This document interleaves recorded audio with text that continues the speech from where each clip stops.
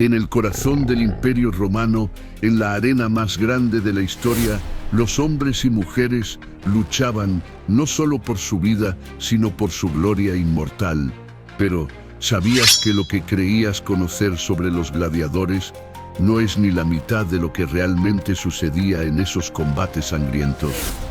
Imagina estar en un anfiteatro masivo, donde miles de personas se preparan, rugiendo en un frenesí colectivo, mientras los gladiadores se preparan para enfrentarse en una lucha a muerte. En el aire se percibe el miedo, la tensión, pero también la expectativa. Gladiadores de todos los rincones del imperio, tracios, galos, germanos, prisioneros de guerra, esclavos y hasta héroes caídos, se lanzaban a la arena no solo por su vida, sino por su honor y la fama eterna.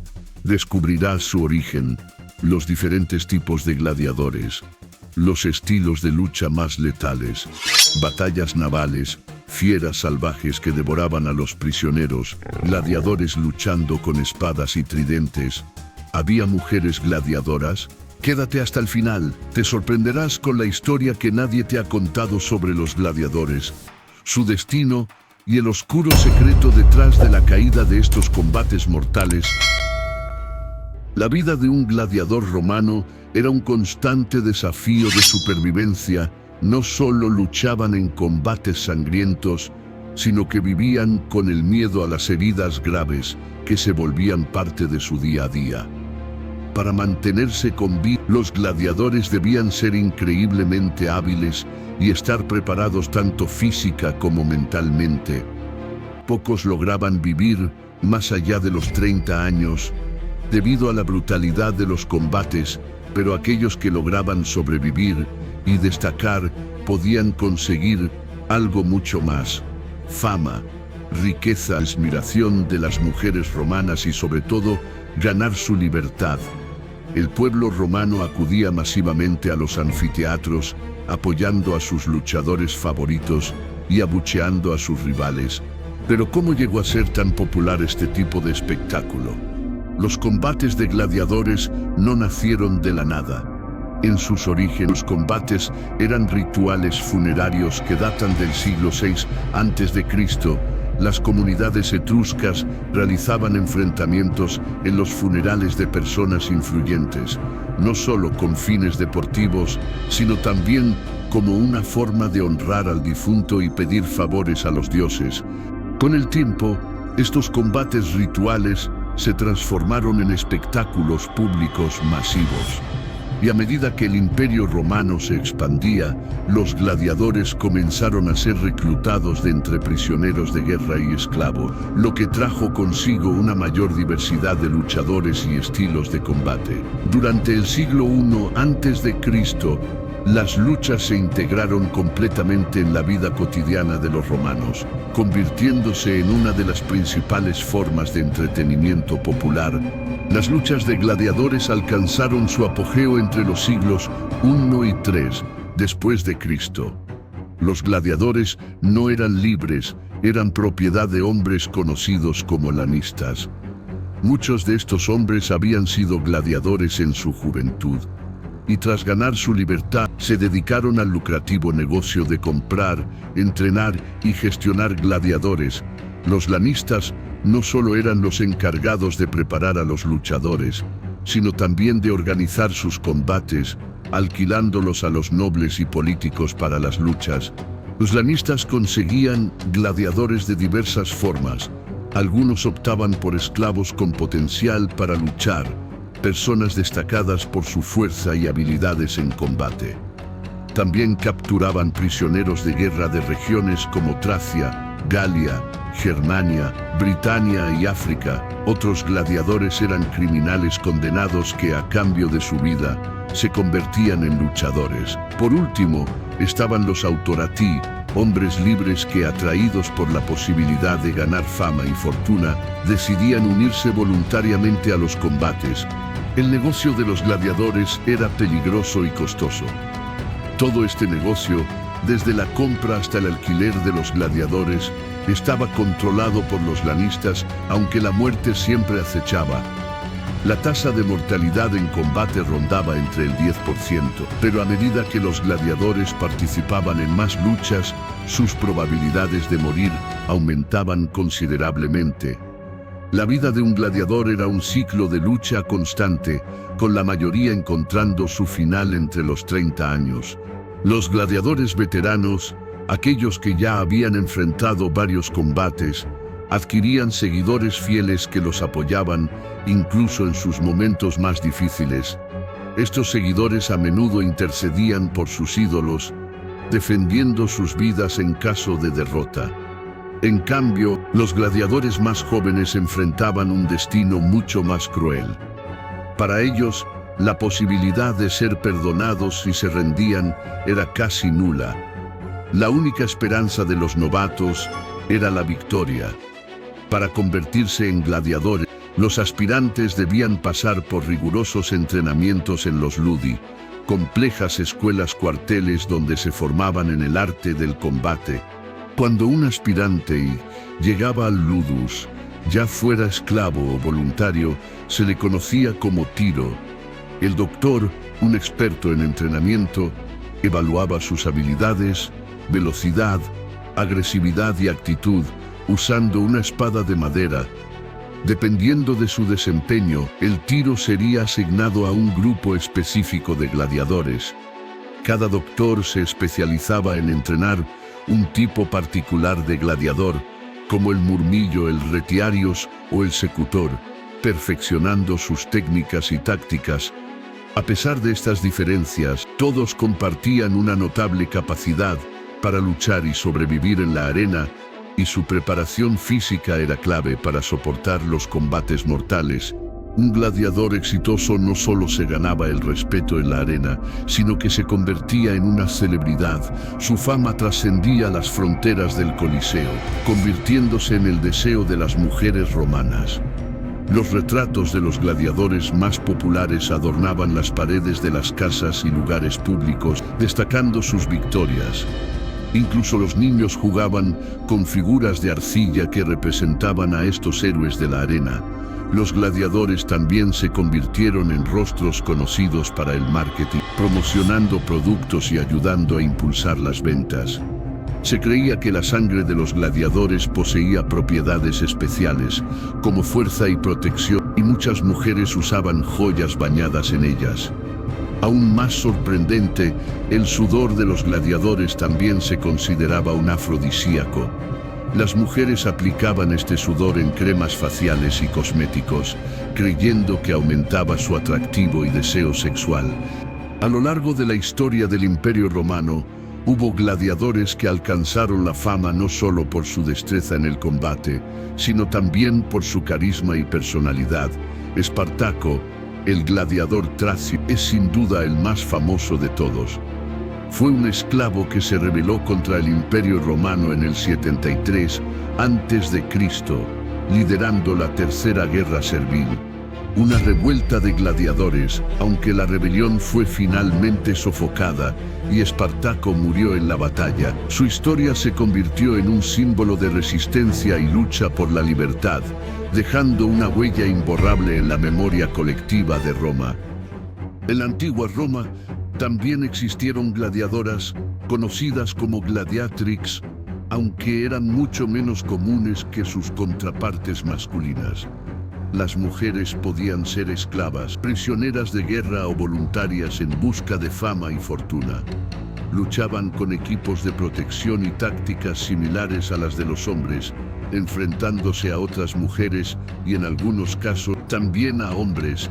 Se cree que la vestimenta de las gladiatrix podría haber incluido un solo pecho descubierto, lo que tenía un propósito estético para aumentar su atractivo erótico.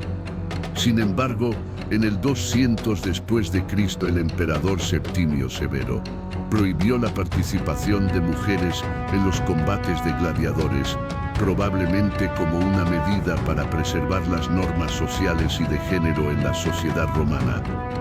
Los gladiadores empleaban diversas armas en sus combates, como la espada corta conocida como gladius, espadas curvas como la sica, tridentes, guantes de cuero reforzados con metal, lanzas, puñales. Además, utilizaban yelmos protectores y armaduras para protegerse, aunque algunos combatían sin armadura, dejando el torso descubierto. Los gladiadores se dividían en varios tipos según su estilo de lucha y el armamento que usaban, cada uno con tácticas y habilidades específicas.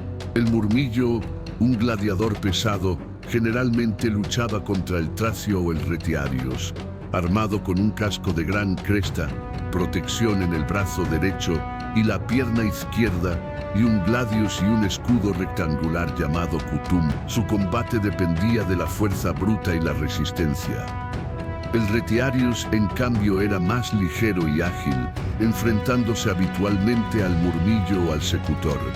Su armamento consistía en una red, un tridente y en algunos casos un puñal. Usaba su red para atrapar a su oponente y su tridente para atacar de cerca. El bestiarius era un gladiador especializado en el combate contra animales salvajes, armado con lanzas, tridentes, redes y arcos. Utilizaba armaduras ligeras y se enfrentaba a bestias como leones, osos y tigres en la arena. Finalmente, el equites comenzaba el combate montado a caballo, armado con una lanza y un escudo, pero luego descendía a pelear a pie, enfrentándose en combate cuerpo a cuerpo con su oponente.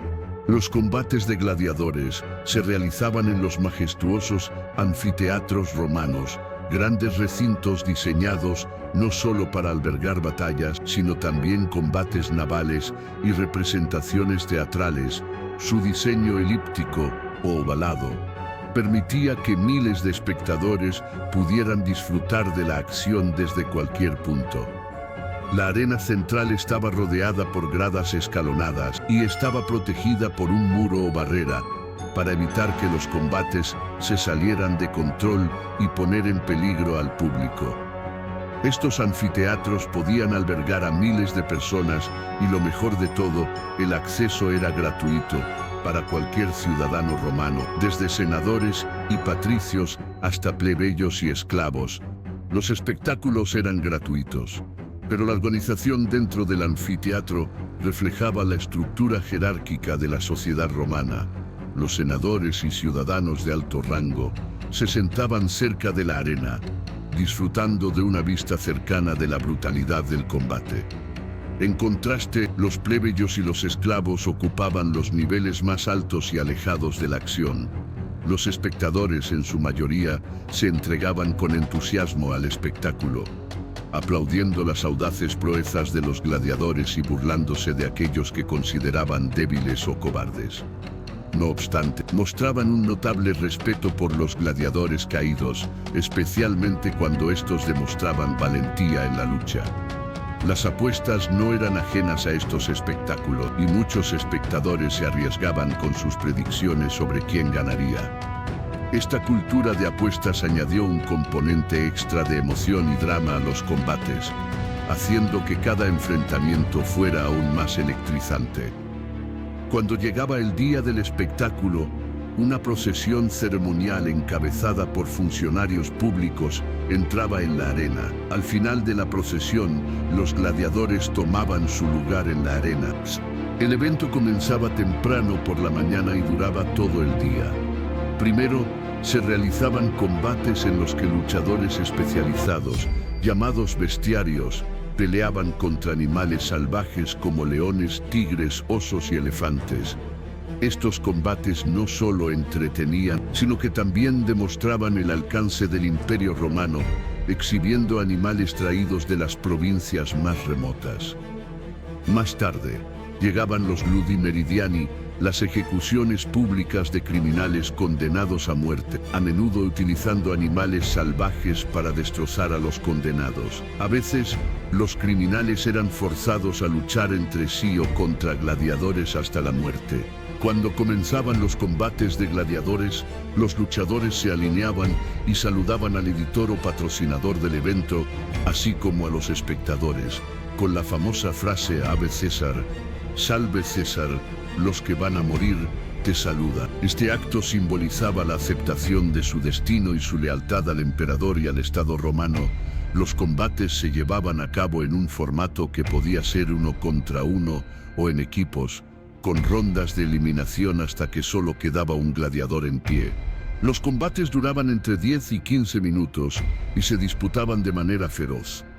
Si un gladiador se rendía, lo hacía levantando el dedo índice de la mano izquierda, pidiendo el indulto. La decisión final sobre si se le otorgaba la vida o la muerte recaía en el editor, quien debía tomar en cuenta no solo la habilidad del gladiador, sino también la voluntad de la multitud. Si el gladiador era derrotado, se esperaba que no gritara, y si había mostrado debilidad, debía ofrecer su garganta al oponente. La muerte de un gladiador era vista como un acto justo al principio, pero con el tiempo se convirtió en algo más común, y la multitud disfrutaba del espectáculo sin mucha compasión. Se decía que el famoso gesto del pulgar hacia abajo significaba la muerte, pero en realidad era el pulgar hacia arriba o en posición horizontal lo que decretaba la ejecución. Así que el famoso pulgar hacia abajo en realidad significaba envainar la espada y salvar la vida del combatiente.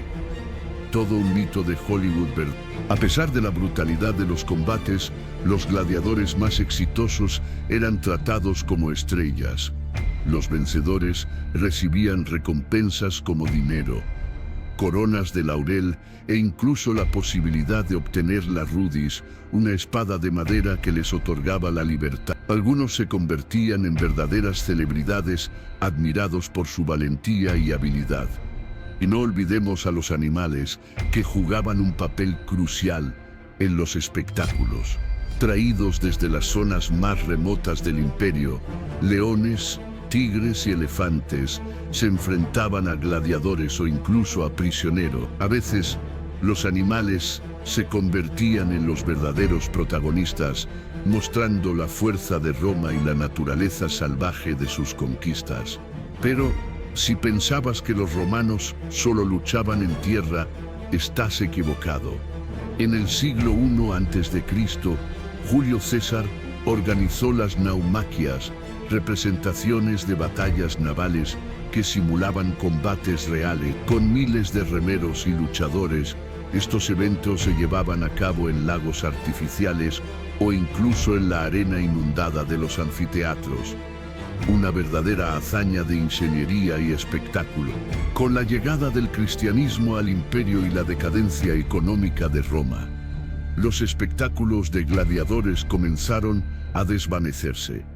En el año 325 después de Cristo, el emperador Constantino prohibió que los criminales fueran obligados a luchar en la arena. A lo largo del siglo V, el cristianismo condenó estos actos, considerándolos una barbarie, y finalmente, en el año 404 después de Cristo, el último combate de gladiadores tuvo lugar, marcando el fin de una era de brutalidad y espectáculo.